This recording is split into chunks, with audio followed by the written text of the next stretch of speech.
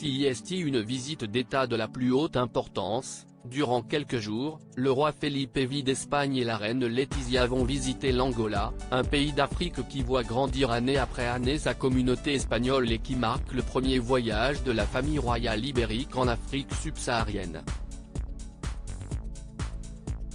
Un voyage commencé ce lundi 6 février avec une arrivée grandiose. Alors qu'elle était partie en manteau bien chaud, la reine a débarqué de l'avion dans une magnifique blouse rose pâle, signée Hugo Boss, l'une de ses marques favorites, associée à un pantalon de la même couleur.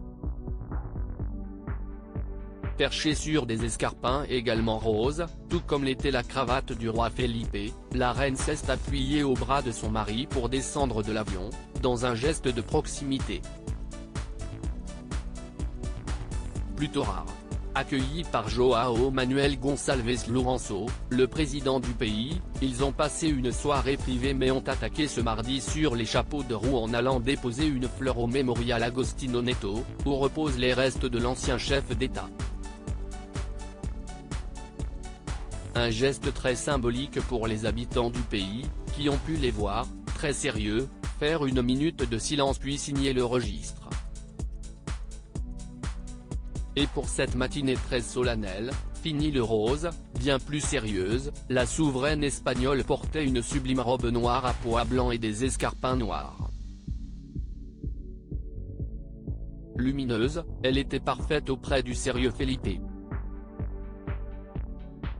Le couple a cependant pu échanger avec le président du pays mais également avec sa femme, Ana Afonso Dias.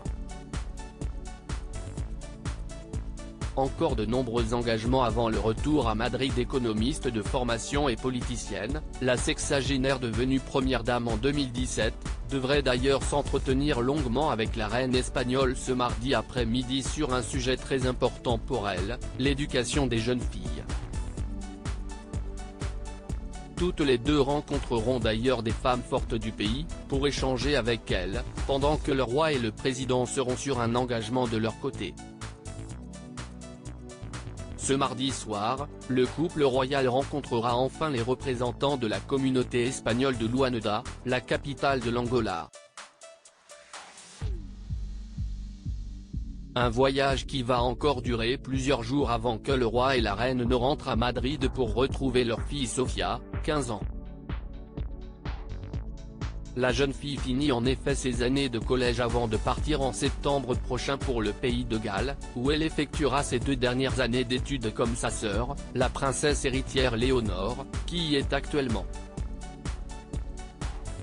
Celle-ci rentrera d'ailleurs définitivement à Madrid avant l'été et entrera dans une formation militaire.